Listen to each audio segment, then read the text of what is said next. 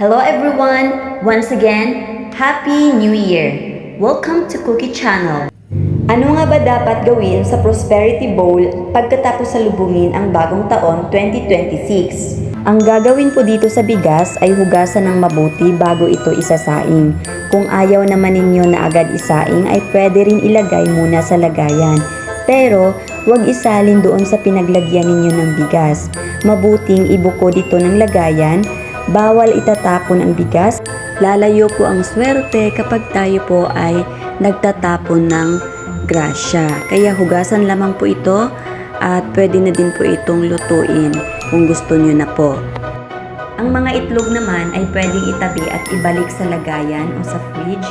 Kung gusto na ninyo lutuin ay pwede din itong lutuin lahat. Pwede ring hindi ipagsabay-sabay lahat ang pagluluto dito. Nasa sa inyo po kung kailan ninyo ito gustong lutuin.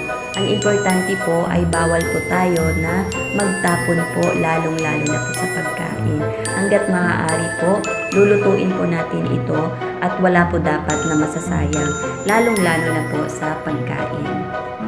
Ang mga barya ay hindi kailangang igastos, ilagay ito sa wallet dahil ang mga baryang ito ay naghila ng swerte sa'yo sa taong 2026. Ang chocolate coins ay pamahagi po ito sa pamilya o sa mga bata dahil ito ay naghahatid ng tamis at masaya sa buong taon, maging mapagbigay po lalo na sa mga kabataan. Ang bay leaves naman po ay huwag po natin itong itatapon, hugasan lamang po ito at pwede na po itong gamitin po ulit. At ang angpaw, ang laman po nito ay pwedeng ipamahagi sa kasamahan sa bahay. Ito ang simula ng pagbibigayan simulan sa loob ng pamamahay. Ang pagiging mapagbigay, ito ang hihila ng swerte sa iyo sa hindi maging madamot sa pamilya. Ang bulak ay wag po itong itapon, pwedeng ilagay sa wallet o kaya kung meron kayong altar ay doon po ninyo ilagay.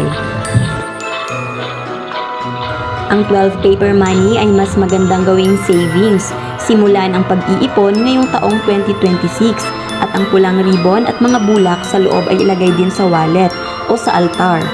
Ito ang magdadala ng swerte sa iyo sa loob ng buong taong 2026.